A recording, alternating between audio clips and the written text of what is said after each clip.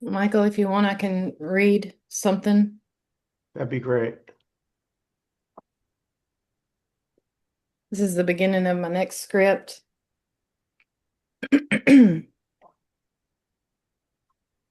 There's a natural longing in us, a hunger to understand, to make sense of this life, to find answers, to hold the mystery in our hand and say, now I know.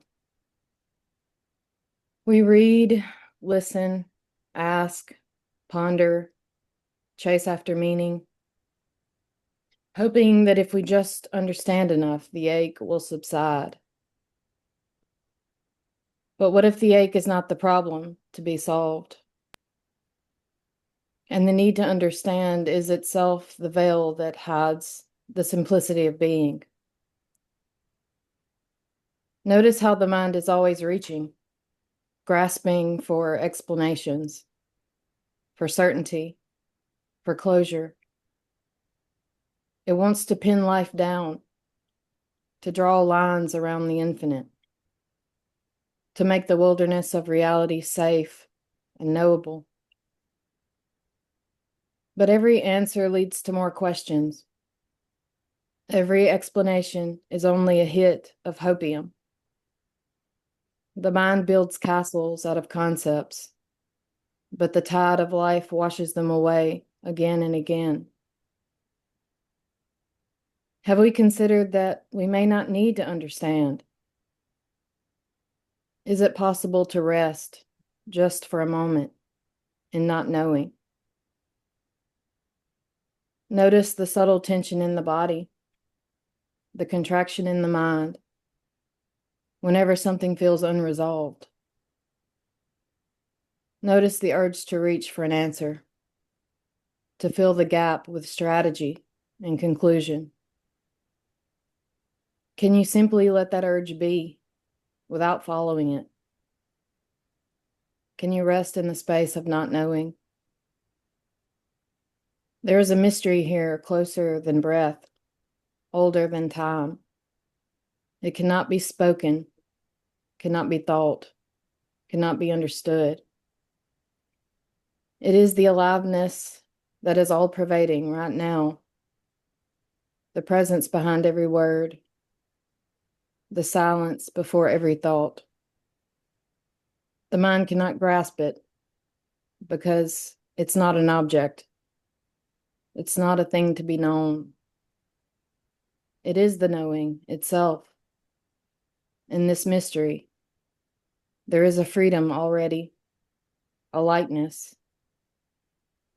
As this organic unfurling we call awakening expresses, we free fall and break open into wonder. A becoming available to life as it is, without the filter of knowing. Can you sense the tingling aliveness that is here prior to any story about what it is?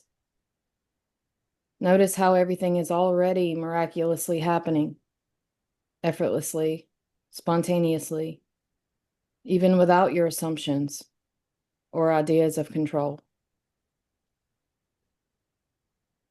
The end. Wow. Wow. That's a favorite. That's on my favorites list. Yay. Beautiful.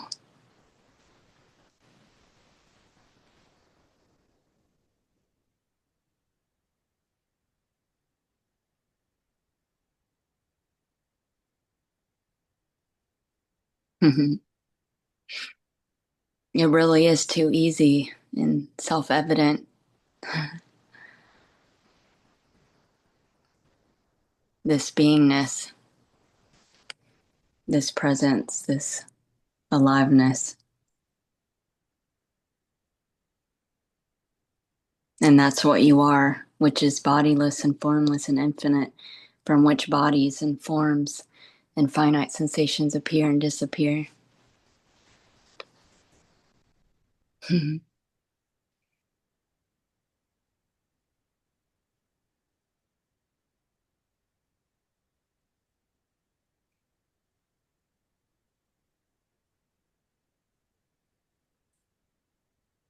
Hi everyone. Hey, Grace. Hi, Grace. Hi. I find it really helpful that Leela started with reading this. Um, it's just speaking to what exactly I'm seeing in my mind. Um, about this kind of um waiting for the right answer, the teacher was gonna tell me the right answer, like. And it's just got to the extreme yesterday night after I posted in a community I am part of with a teacher. And after waiting for more than 12 hours for her answer, I was just sitting with that, observing all this tension like building up to until she answered. And when the answer came, it was like a punch in my gut. It felt like, no, this is exactly I felt like, okay, maybe she didn't get what I was trying to say. Maybe something in me is trying to explain more. I'm afraid, like I didn't make my point, and oh my God, sitting with those feelings, like feeling suddenly resentment and frustration that she like it looks like it showed me how much I have been attached to the right answer and the right teacher and the right person who's gonna um yeah. And also even adding this tension to myself that I'm not even making sense, like I'm not even like I have to explain more, be more clear, or like why I'm even needing all that, like like there is sense of shaming myself of needing that, and at the same time I don't have to need that, and just sitting in this mess for for a while now.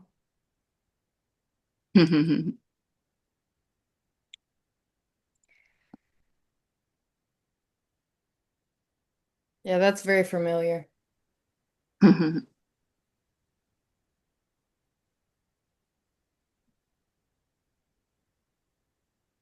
Yeah, the illusion of an outside cause can be very frustrating. And then you realize, oh my God, I'm all alone. It's just me talking to myself.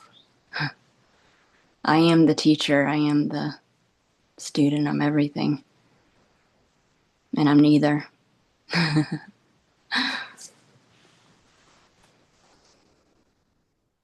So it's all a projection of the mind. So you project a teacher to tell you what you want to hear. And it's just you dreaming yourself to be. So then if you trace back to what's experiencing this,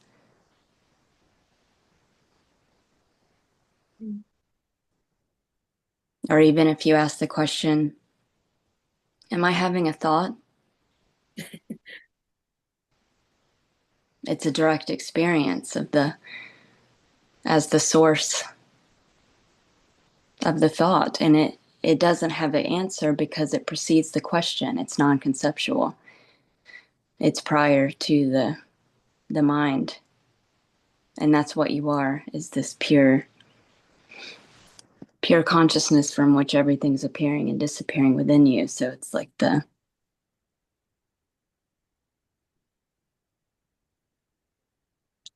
it's just too easy, you know.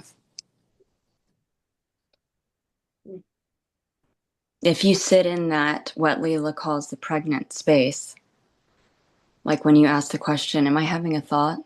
And it's just like direct experience, boom, that empty substratum, pure beingness, pure presence from which everything's appearing and disappearing. It's complete silence. It's just basking, you know? And that's the answer.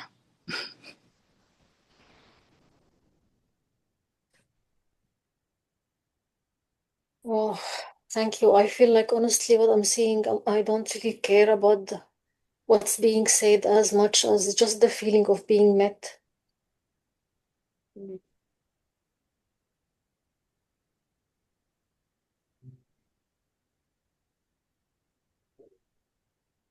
Sometimes I describe this as becoming the perfect parent for yourself. It's like you're finally able to hold space for, all the insecurities that may arise or the indecision, confusion.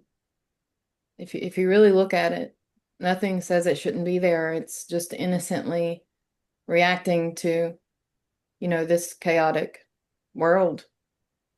It's Everything actually seems to just like Sorry, what is feedback loop. reacting to this chaotic world? Sorry, the last thing you said, Leela? Sorry. it's just a natural pattern, a phenomenon that seems to be. I mean, it's completely unknowable, causeless, but it's wildly expressing, and it's entitled to do that. We tend to gaslight ourselves, repeating the voices of society that I should be a certain way.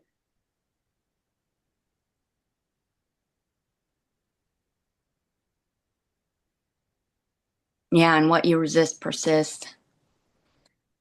Because it just wants to come home. It all wants to be one, integrated.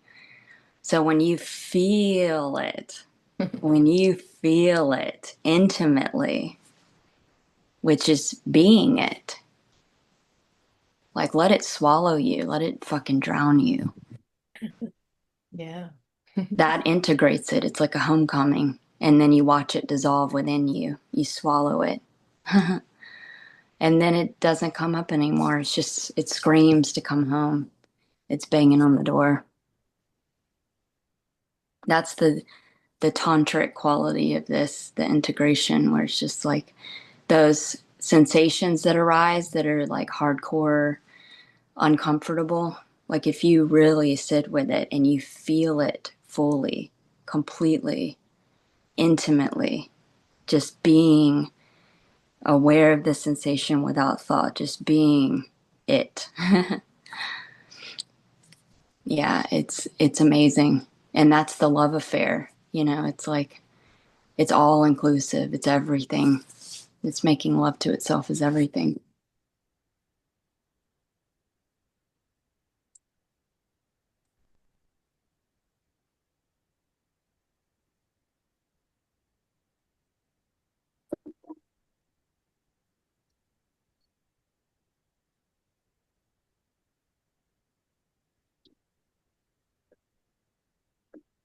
I'll try to express being the newcomer on the thing here. Yay. The journey of finally absorbing the nothingness has left an emptiness. It's like, you mean that's all it is? And I'm 74, and I've had a lifetime of this journey of awakening to pure consciousness. And I'm in a phase now where I realize there's not even any awakening. Did I waste all those years? But I couldn't because it's all nothingness anyway. So it's like, now what? Where do I go with now what? So there is no now what. So there's a duality, a state of confusion, and then a huge relief. That's it. Yay. Yeah, I agree. I agree. It's a shock. It's like, yeah, is that all it? Oh no, is that all it? And then it's this depression of, well, exactly, like now what? And then it eventually fades, and it's like, wow, yeah, it's limitless. It's it's wide open. So now what is awesome, right? It's just let yourself just live it. Huh. It's hard to yeah, it's gonna be awesome. Yay. Thank you. Yay. Yeah, it's just flow. Just flows.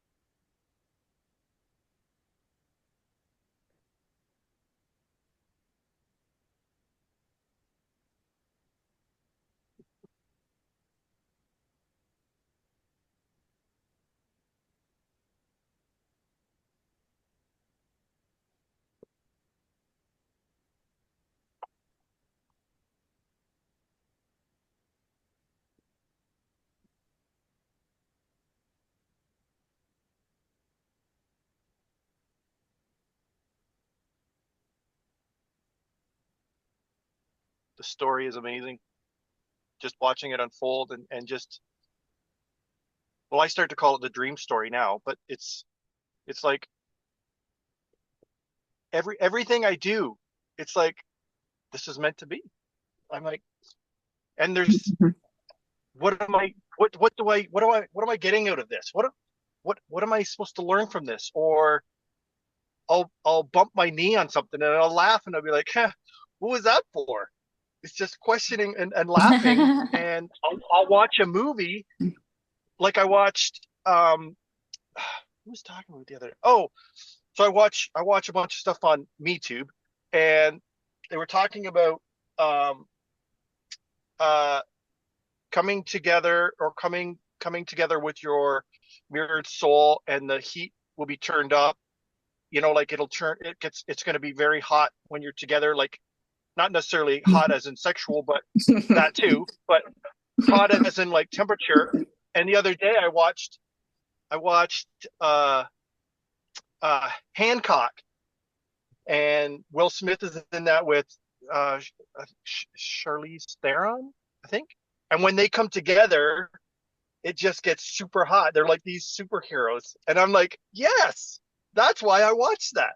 And it's just everything meshes together, and I just laugh because it's just like all the pieces just kind of fit together now, and it's so awesome. And they didn't even happen, and I'm just like, how is this, like, it's just a story? And I get this picture of this story written out, and it's like a piece of paper covering all the the the sentences, and then it just slowly pulls itself down, like revealing what the story is actually, how the story is unfolding. And That's that just cool. pops into my head all the time. It's pretty neat. Yeah, I love watching it's just magic, all of it, because it's automated, it's doing itself. It's like a movie that's already been filmed, so it's just playing in the Yep. theater. Mm. And it's so bizarre because like there's no one doing it, you know? Like this project that I'm working on is just doing itself. It's very clear, it's very obvious. It's just magically unfolding. And then it appears when you use reference points, you know, because it's just like the single frame, like nothing happened before this. But when you use reference points to like previous frames, you know, it makes sense like a movie. And then you're like, wow, that led to this led to this led, you know, and it appears to unfold beautifully and effortlessly. There never was effort. There never was um, trying to do anything, you know? Yeah, stress. It's just like there's no stress anymore. You just let it happen and laugh. Yeah.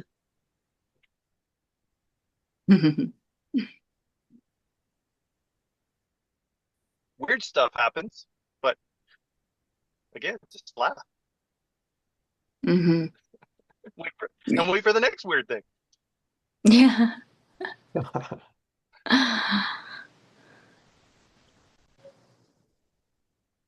Yeah.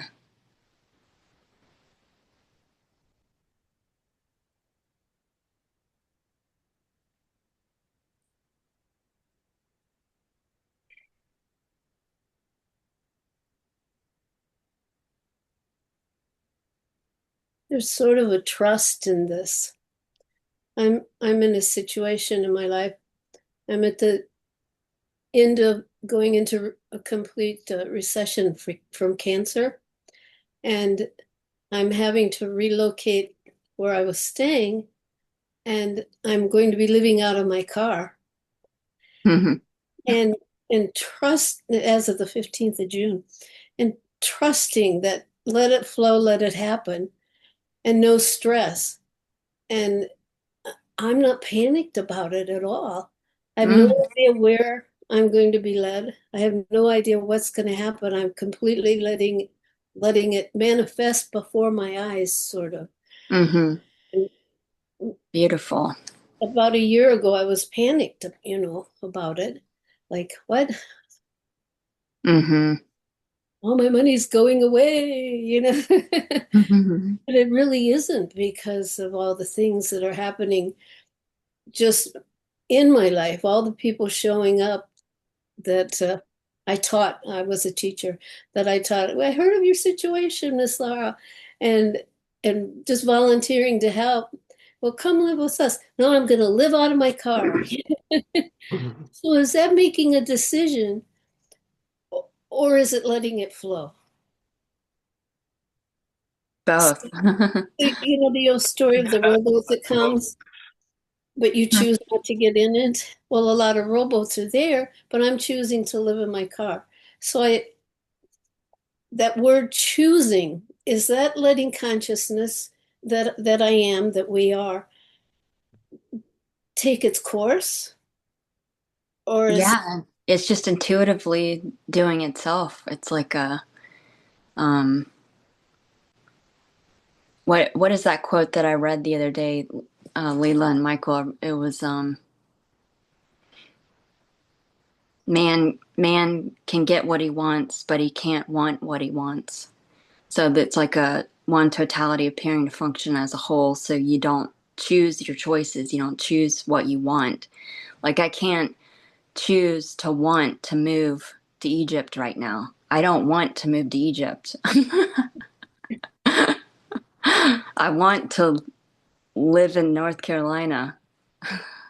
mm, So it's like it's these it's like the I resonate with how quantum physics talks about the probability distributions and the randomness. So it's like it's both it's randomness, but it's like a probability distribution. So it's like the whole quantum field is the free will. It's like it's just doing itself organically, mm. and it's all compensating as a whole. So it's all you know. So you can't. So that was just like intuitive. Like you're living in the car. Yeah. Um, Actually, I'm just sheltering this physical sheath in the car. I'm not yeah. living in the car. Yeah. You're not in the body. You're not even in the dream. I know that was a big one right there. Yeah. What a relief. Yeah.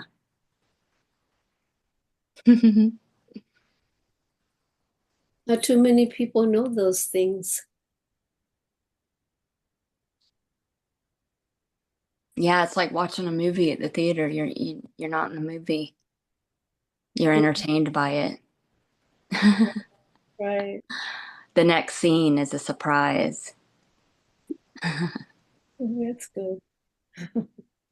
It's amazing how the intuition works though, because it's like the GPS system. It just guides the illusory avatar in the dream.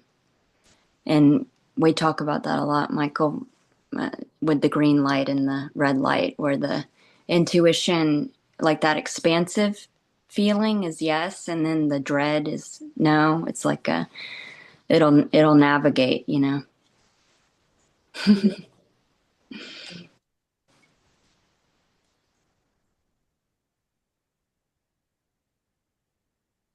Thank you for sharing. Thank you. It's like I feel so alone, but yet I'm not alone. Yeah. You can't think about it or you get confused on some level.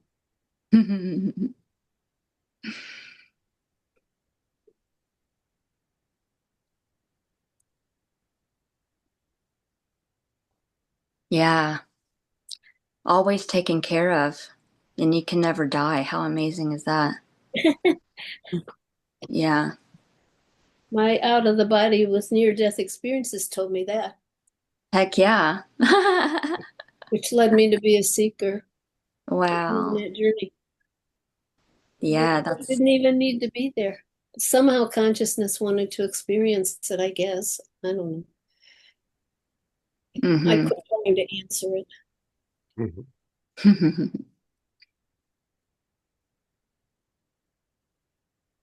Mine was, I've, well, according to my story, I was always inquisitive, but uh, a high dose of psychedelics got me thinking, well, something's not real. And that was kind of a trigger too, Wow. according to the story, was to start looking harder, or, you know, not being so rigid in thinking, I guess, kind of thing, whatever that means. And then it's just, according to the story, that's where it all started. Wow. Hmm. Because normally you can't see through walls, but on psychedelics sometimes I guess you can, or you think you can, anyways. That was the experience I saw, or becoming nothing and everything all at once.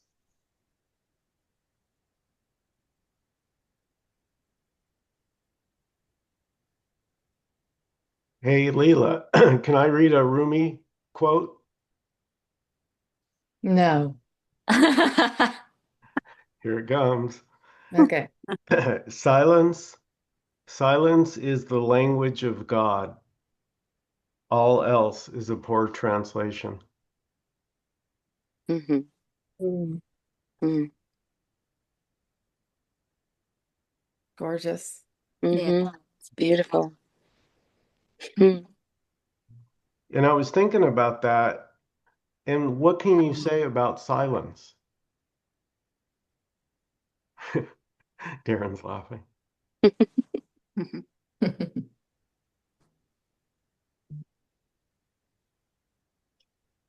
Mm. We see it's not in the words. That can be kind of scary, you know. Mm.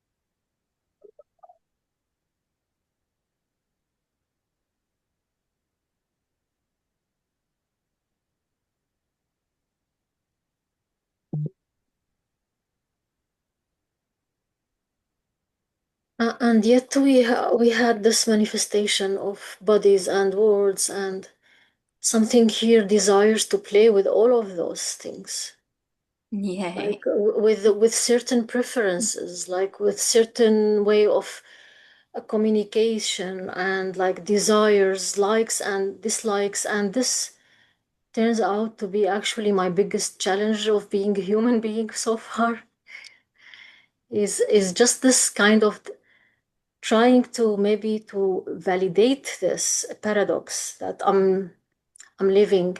It's like this likes, dislikes, the desires, trying to understand desires, and like to even, I would dare to say, like forgive myself with for all this um, crazy things that I don't need others maybe to co- to like I don't need like this kind of. I feel like somehow at this point I'm seeing that the whole journey I'm trying to seek is for validation, that it's okay to have all this crazy paradox here of the human experience, which sometimes it doesn't make sense, like why I am driven to something like this, and repelling from something like this, and shouldn't I be like feeling more desire to something more healthy versus like some, so it's a kind of like, yeah, what is even this awakening? Is it even trying to make it better here, or just trying just to allow all of this without interpretation? Mm. Yeah, and I'm still in touch with this sense of frustration. Like there is emotions here now.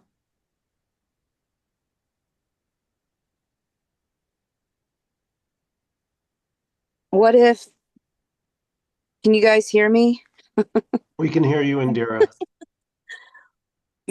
What if frustration and emotion is the awakening right here, right now? This is it. And sometimes for me, it felt like a mind fuck because thoughts were like, well, shouldn't we do this and shouldn't we do that and blah, blah, blah, blah, blah, blah. And they're just thoughts. Yeah. And what I wanted to also touch on was what someone was sharing about choices. Like the mind didn't want to come here. The mind's like, don't go to work. You know, it's completely resistant to coming to work today. But the body is here in the car. It just does. It has an intelligence of its own. So there is a difference between what the body does and what thought says. And so in the last year and a half, just noticing that, it's, to me it's kind of funny, but it's, all of it is welcomed. And so what if frustration right now for you is, this is it, that this is the awakening, this is liberation from liberated, you know. Feeling frustration is it, feeling sadness is it, feeling uncomfortable is it. That's it. But the mind wants to make it more.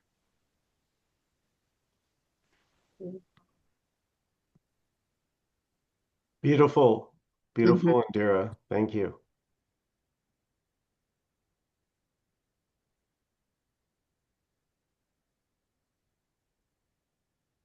Yeah, the resistance to it is what appears to hurt, you know, because it's just wanting to come home. So it's like, come here, come here. I love you. You can be here. Just feeling it fully. And it's amazing how when you sink into being it fully, intimately, no separation, like feeling the sensation without thought, just pure intimacy, it dissolves. It's like you can watch it dissolve. It's crazy. It integrates everything. It just swallows everything. And when it's all allowed to be there, what is there to resist? It's like you run out of things to resist if everything's allowed and welcome.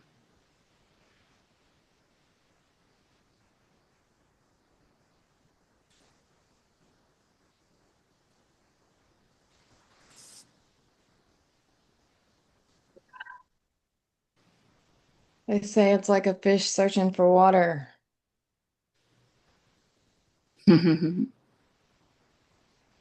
If that's true, maybe we just need to get really still and notice.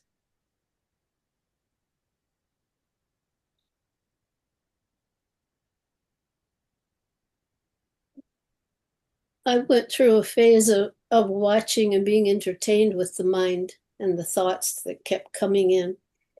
And laughter did come in because I was able to, hey, look at that thought. Where'd that come from? And oh my gosh, it's just a thought and it's not even real. Oh my God, am I real? Am I? Yeah. No, I'm not. Yay.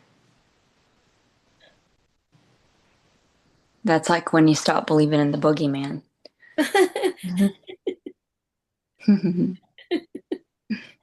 Oh my gosh, what a journey. Mm-hmm.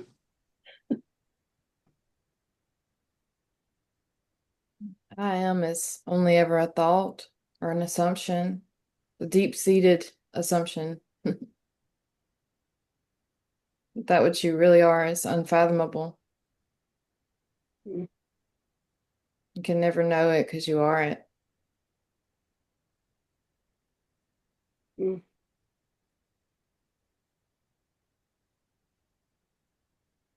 Yet I also see this like it's kind of obsession here. I don't know what is it like about Indira was saying, just sit with this. It's also it's a kind of obsession, like wanting something in the outside world to manifest a certain way,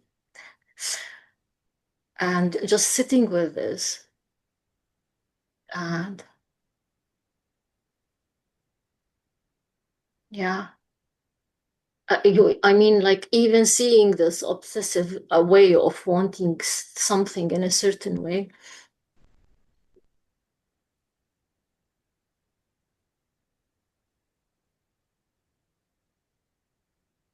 Yeah, you can't work out a thought with another thought. It's the cessation of thoughts that works out the thought. You can notice that that's already allowed. Hmm.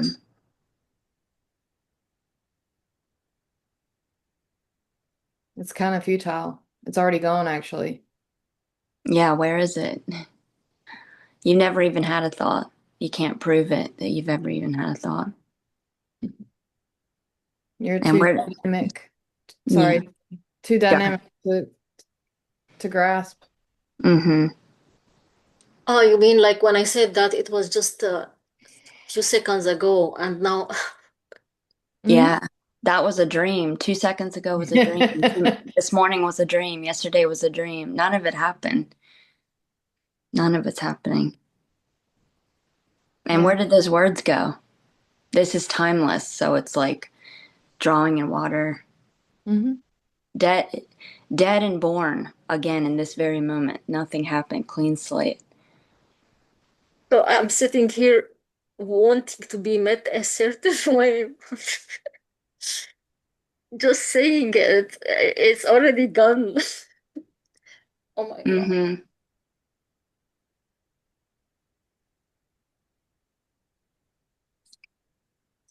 That's why the dreamed character, Papa G, would just keep repeating over and over again, just keep quiet. Just keep quiet. Just keep quiet. It's too obvious in the silence, you know? It can be excuse me, it can be helpful to notice um, the difference between a thought and silence. They're not the same. Thought and Silence. Mm-hmm. They're not the same.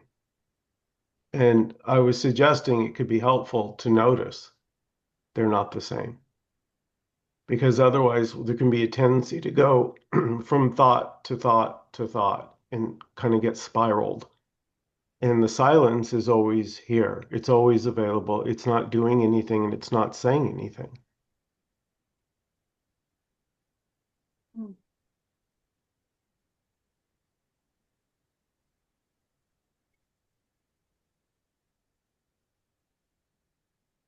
Yeah, it's the only thing that's real and it never judges. It doesn't judge judging. Mm-hmm.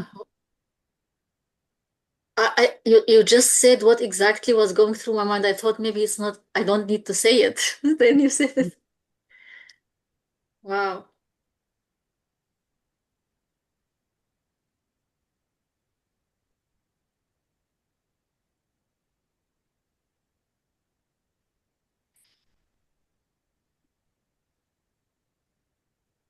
Yeah, it's amazing. You can even experiment with it. Because just like Peter Brown said, this reveals itself to itself. Like when you start investigating and inquiring, it's inevitable. You figure, it's just because you are it, So once you start opening up to that, tracing back to the what's experiencing this. So all the sufferings of my life is just because I've been chasing those thoughts. Yeah, it's just paying attention to a thought, because what is there without a thought? Like even there is There's, the effort. there's I mean, total peace. chasing. I literally mean chasing. Well, if somebody else tells you a story and you're not interested in it, you're not going to care and it'll fall and you'll be distracted by something else. It's the interest that, and we believe that this strategy will give me control, but it won't. So when we see that it won't, the interest falls, and those neurotic thoughts are just cute and funny and allowed, like they're already spontaneously arising. You're not doing it. If you really notice, you'll see you're not doing it. You're the space that allows that to happen.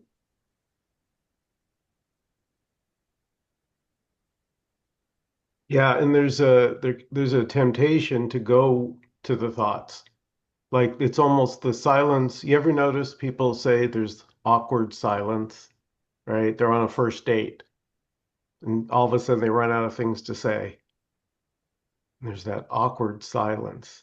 So we're not accustomed to making friends with silence,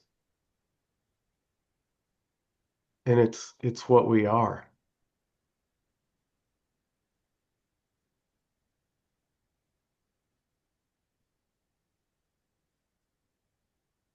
It's fascinating. What are thoughts? Oh, it looks like they are just like creations in front of, like, Well, it's just like Leela was saying, Grace, what's your interest? Is your interest in thoughts or in peace? Because the peace is the silence and the peace are synonyms.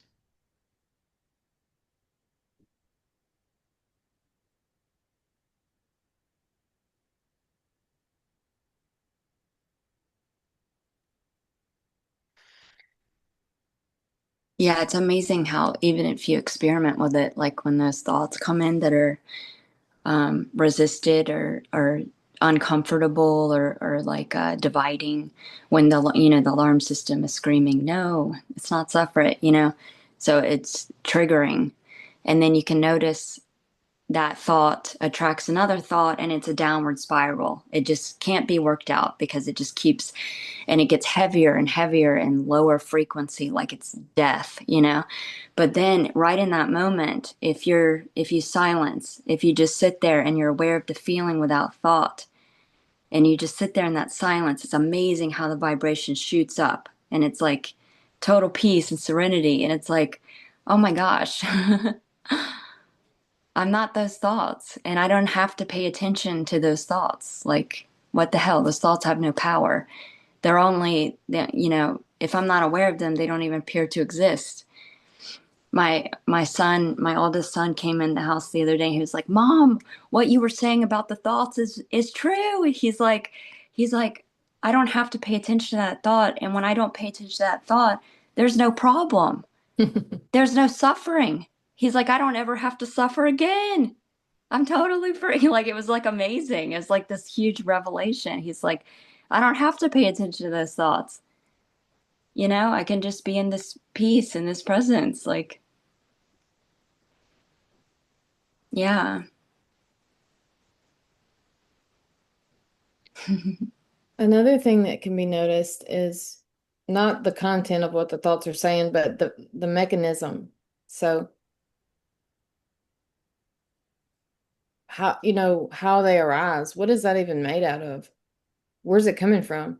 If you get really intimate with the mechanism of conscious mind, you can see something that you may wish you could unsee, which is I am not the thinker. I am is a thought.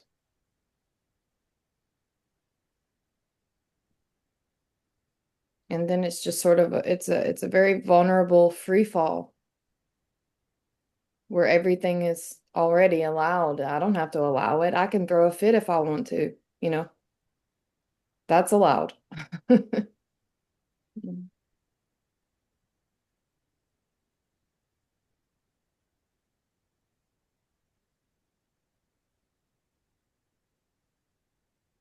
The word feeling came up several times during this session. And I heard someone connect feeling with silence. I'm trying not to give that too much thought yet. But feeling somehow, it seems that you're connecting feeling to the freedom of no thought. Like you're saying, okay, let's not have thought, let's have feeling. So that there's still, you know,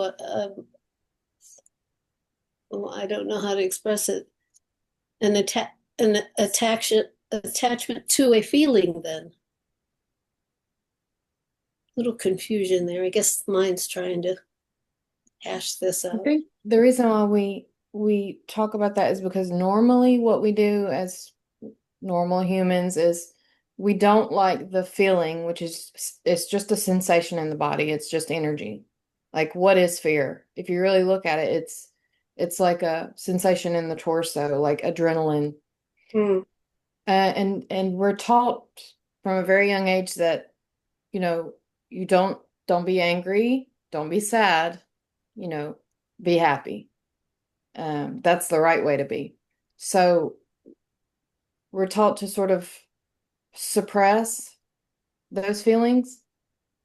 And the way we do that is to disassociate. So we run to the mind to distract us and strategize and try to get out of it in that way. But that's just imagination. It's like a little kid believing in Santa Claus.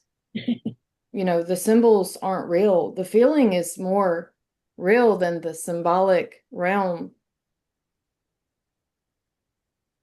So it's just becoming not afraid to feel, because that's more real than, words about it. Mm-hmm. Yeah, feeling is being, and it precedes thought, it precedes words. Like a newborn baby, if you pinch its leg, so the newborn baby hasn't had a thought yet. It hasn't identified as I'm so and so, but it feels the pain and it cries, you know? So it's like that pure awareness, that pure field of awareness prior to thought, which is what you are, which is the direct experience when you ask the question, am I having a thought? Boom, hits the target, pure awareness, precedes thought, precedes mind, And then which doesn't have an answer because it precedes the question, It's just a pure beingness.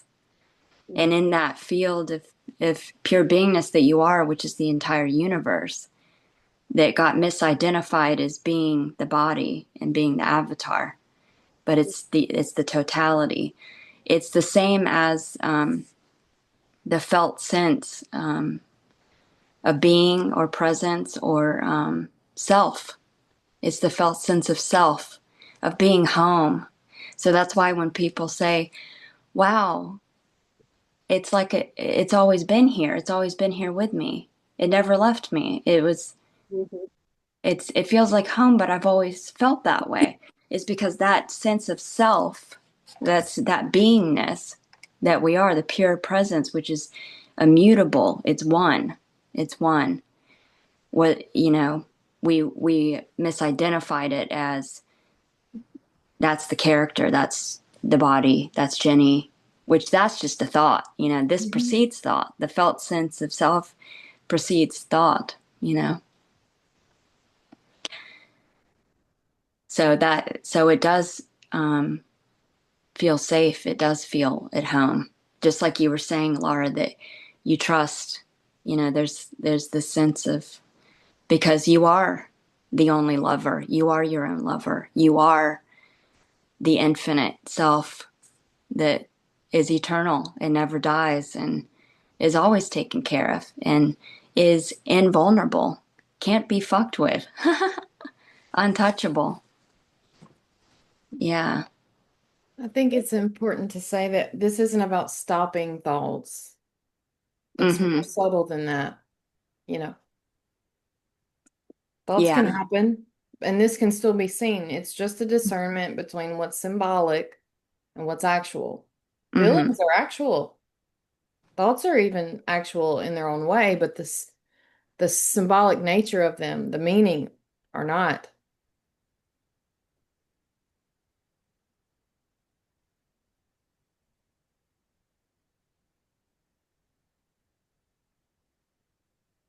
That's how innocent we are. We're, we're like little kids just believing in fairy tales. And maybe it would be good, Leela, to go into what we mean by symbols. So if I say giraffe, your mind gets an image, a symbol of a giraffe. But what does that symbol actually have in common with a real giraffe? But if somebody said the word giraffe in Mandarin, you'd be like, it would just sound like gobbledygook, Yeah.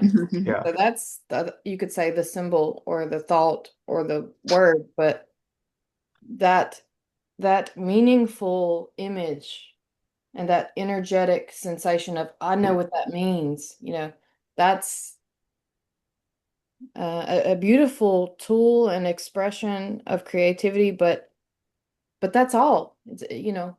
And we take that to be reality, and it's not.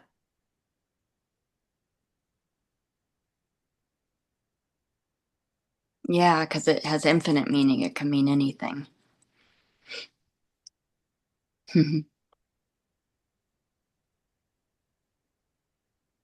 Yeah.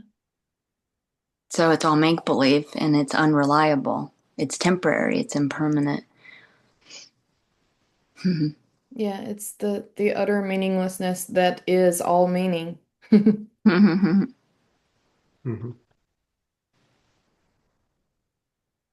I'm wondering, I feel like I've brought this up so much with so many different teachers and about fear. Um, and I know the answer is just to stay with the feeling of fear. All the other emotions seem to be okay, but this fear thing, because it's so directly related to stuff that happens in the body where the body feels like it's about, like it could die, like,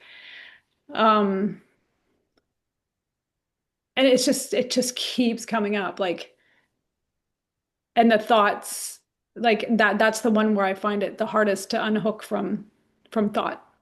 And I'm really vigilant lately, but then when it comes to this fear stuff, like I can feel it now because I had some heart stuff this morning, and it's like I'm looking for a trick.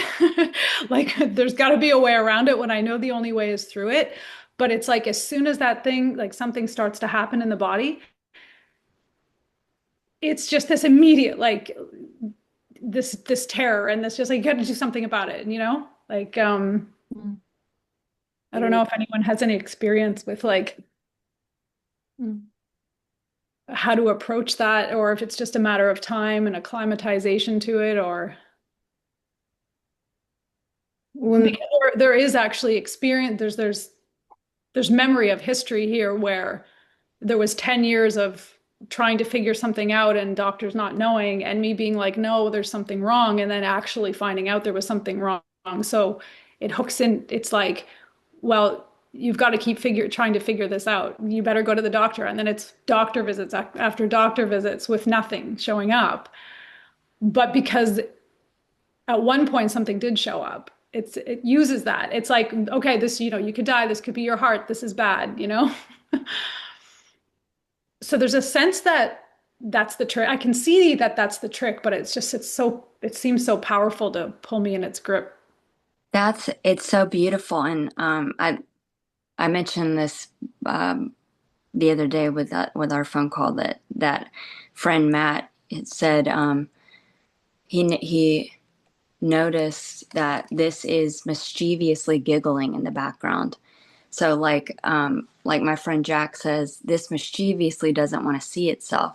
So it'll cover up with all of these problems to solve and thoughts, because when you keep distracted from just sitting in silence and presence and basking and just being, that's because in the basking, it can be too obvious that you're not the body, you're not the individual, you're not the character that you thought you were. And staying busy with all of that stuff keeps the identity with the character so that it'll, which is just beautifully and innocently, appears to happen. But once I caught on to that, it was game over. Once I could see through that scam, I was like, I couldn't be fooled anymore by that. But also, I would say with the fear sensation, the same thing that I was saying, just the noticing, the being aware of that feeling without thought. You watch it dissolve. The more you focus hard fucking core on that feeling, it dissolves. It can't not dissolve. Try to keep it there.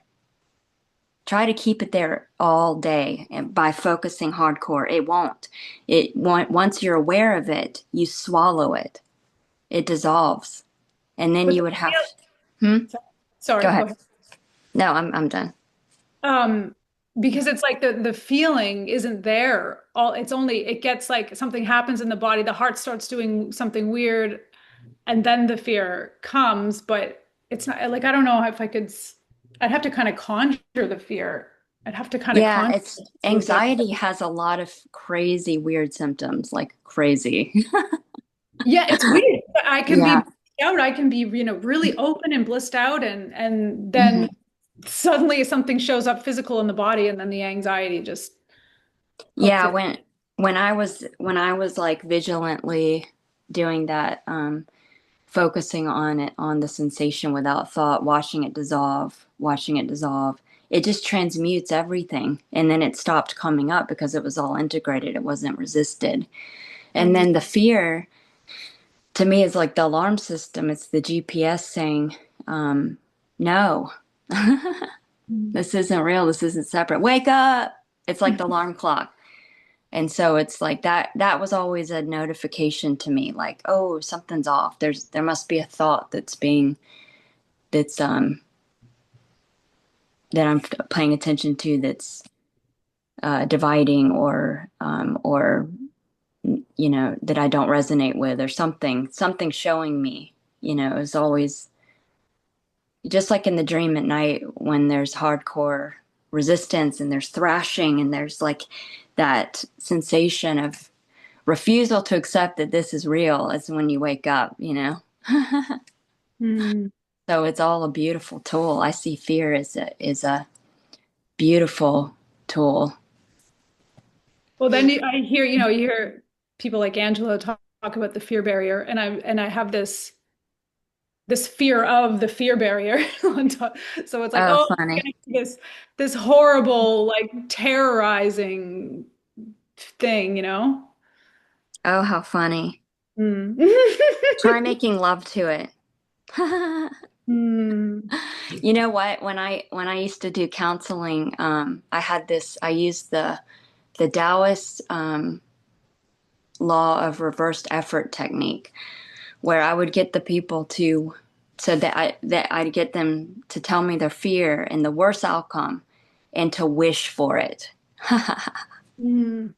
And then it worked. It fucking transmuted it, It's like when you're resisting shit is when there's suffering and pain, but making love to it. Come here.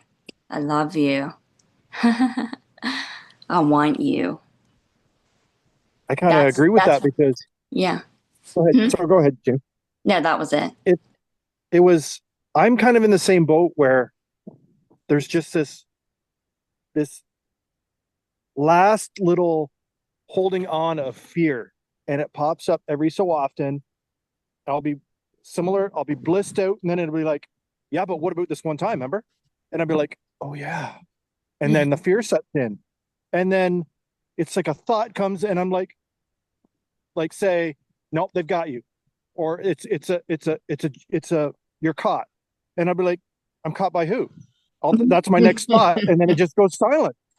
It's just silent because I'm like, well, now what do I say? What do I say to myself? You know what I mean? Or it's like, a pain in my chest, or you're caught again. And I'll be like, fine, take me out. And then nothing happens. And I just go about my day. You forget about it.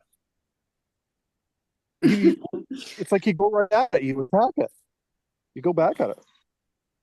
That's what I've been doing lately. And it seems to be, it's getting less and less. It's like it'll come up and then it's just like it's almost instantly gone again now.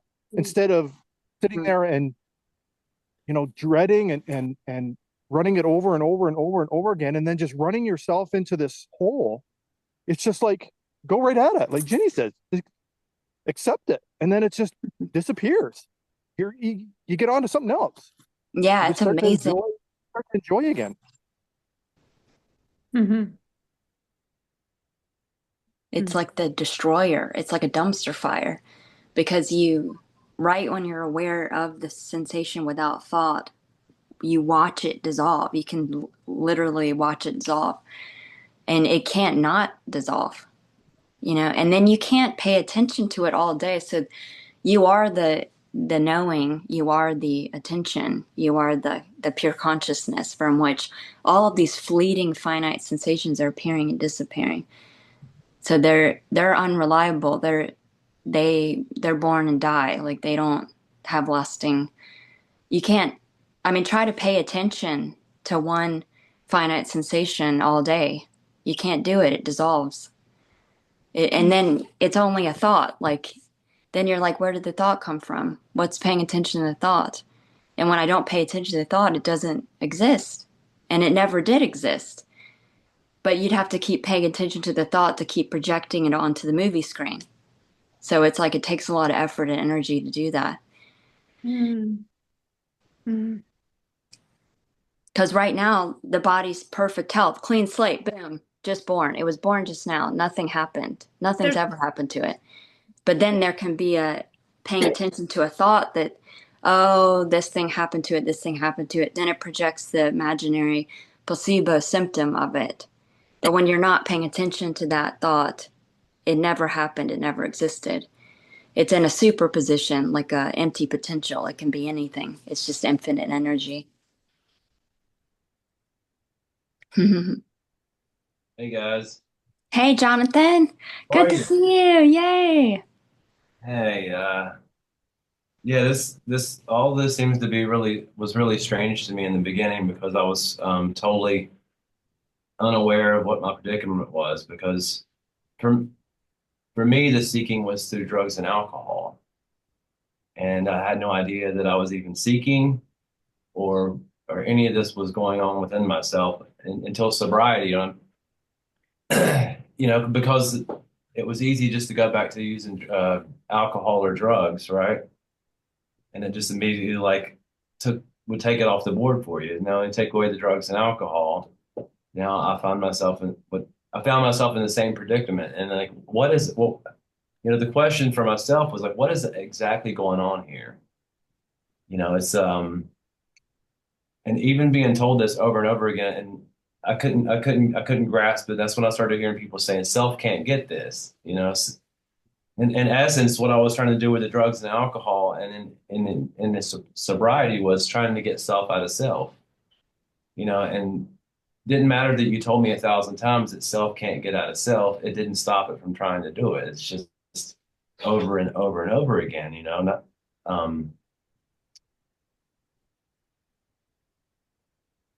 and AA kind of helped point me in a direction with that. They started speaking things like bondage of self, and and what's driving all my fear. We think fear is driving. It seems to be I have this fear of this, and there's an extreme focus on that fear. But what was really driving the fear was that self-reliance had failed me. The story I'm in love with thoughts because they're about me. I have a mental obsession with thoughts about me, and I want to get out of them. And in the dream or whatever you want to call it, it's like the illusory self finds itself in this conundrum of it wants to what it thinks it wants most is to experience its own absence, but at the same time, it's what it fears most. Mm-hmm. You know, when I think about the times I would be suicidal and want to kill myself, it's like, what really stopped me from doing that? It's because there's a fear that I won't be able there to experience that absence. I'll miss Oh, it. cool. It's like, son of a bitch.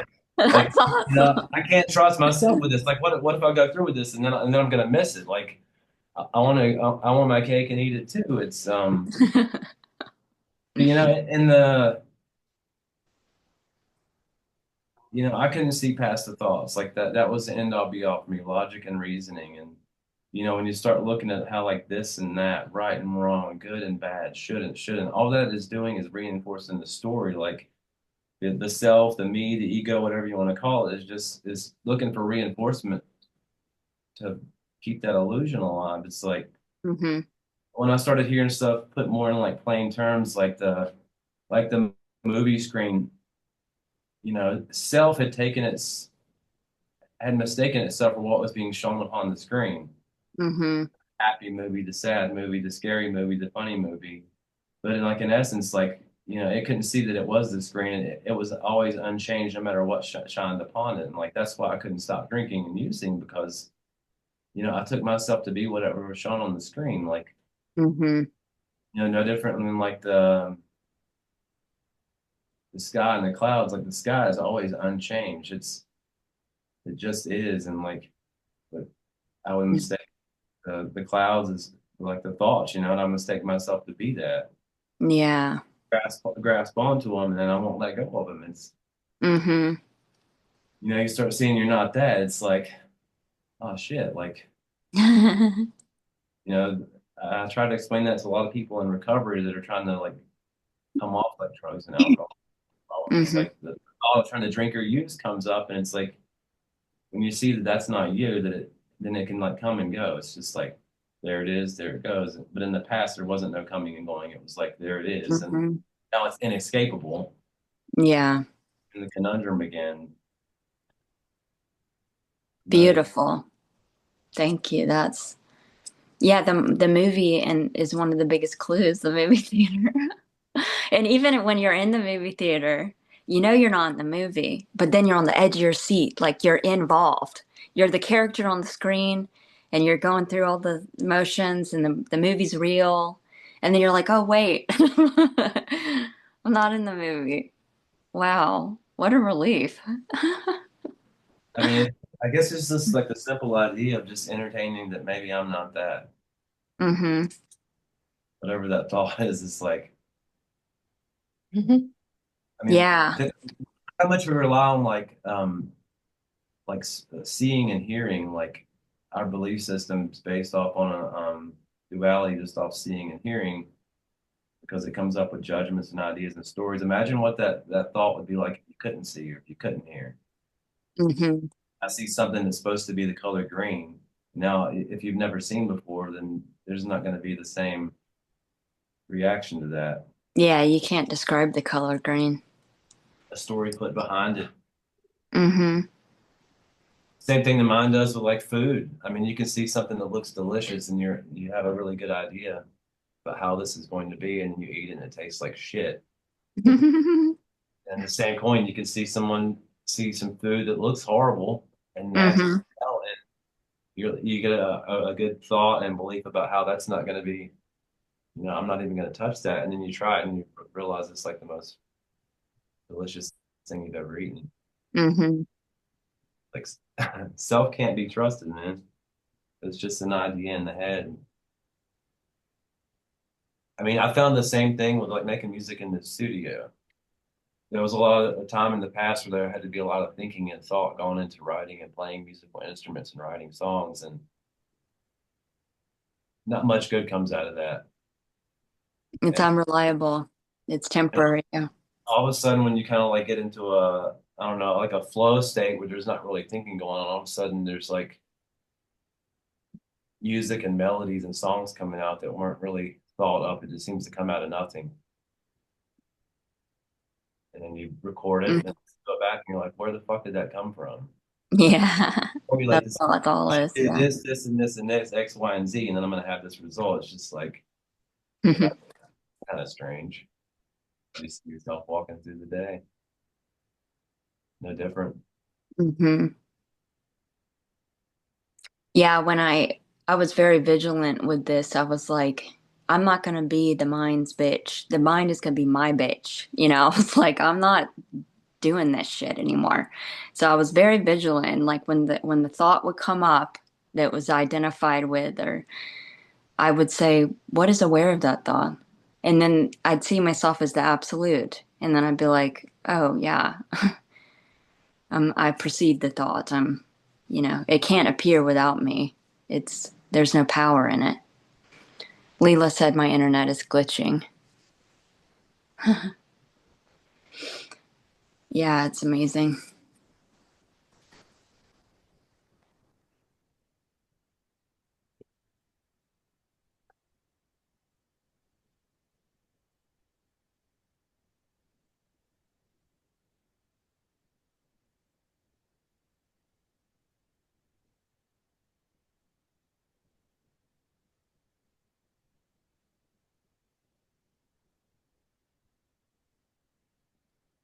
Any last comments or questions before we close out this afternoon? Just there is persisting question, like hopefully any like brief answers, like it's just like is there like difference between desires and thoughts, or what is what is desire versus thoughts? I don't know if this is clear question. Well, I would say it like this, Grace.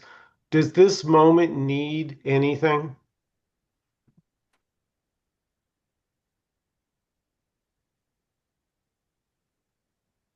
No.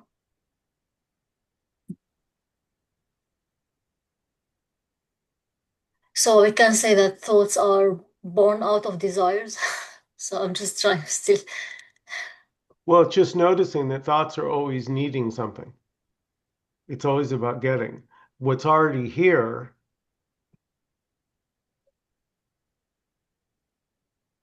I mean, for me, what's crazy is seeing that my suffering was just memory and imagination. Whenever there's apparent suffering, it's usually from what's not happening to me in that moment. In this moment, I'm perfectly fine.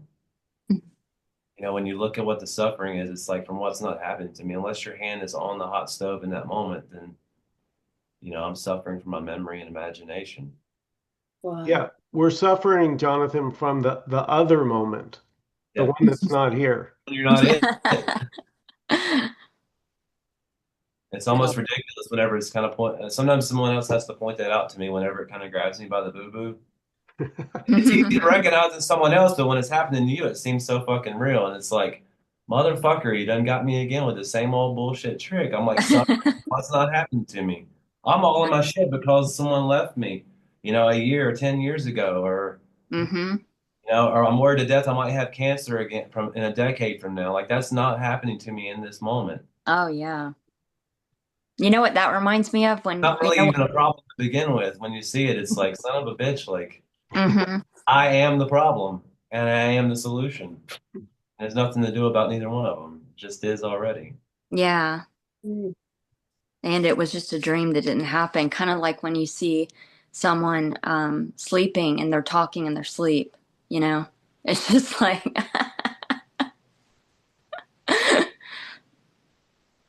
And talking. in deep sleep, where are you? When there's no dream and no daytime. In Mm. deep sleep, what is there? Where's your problems? Where are you?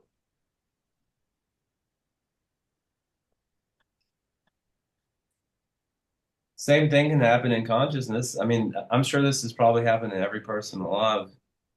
I mean, a good example that sort of kind of like popping out at me early on was like when you leave somewhere in your car and you're driving and you get home, maybe you drove 30 minutes or an hour, and when you get to your destination, you realize, what the fuck was I looking at and thinking of? I don't remember driving home or paying attention. Did I run every red light? Did I run people off the road? Like, were cops chasing me? I have no fucking idea.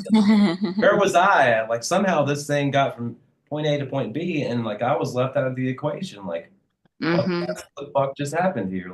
Like, I can't All of the recall. above. Yeah. I Yeah, can't recall where was I at? yeah. Turns out we're superfluous. It's life don't need us. Thank you guys, each and every one of you for coming. So love and appreciate all of you. Thanks for the sharings. Mwah. Big hugs, everybody. Have a great day. Thank you for the You too. invitation. Thank you.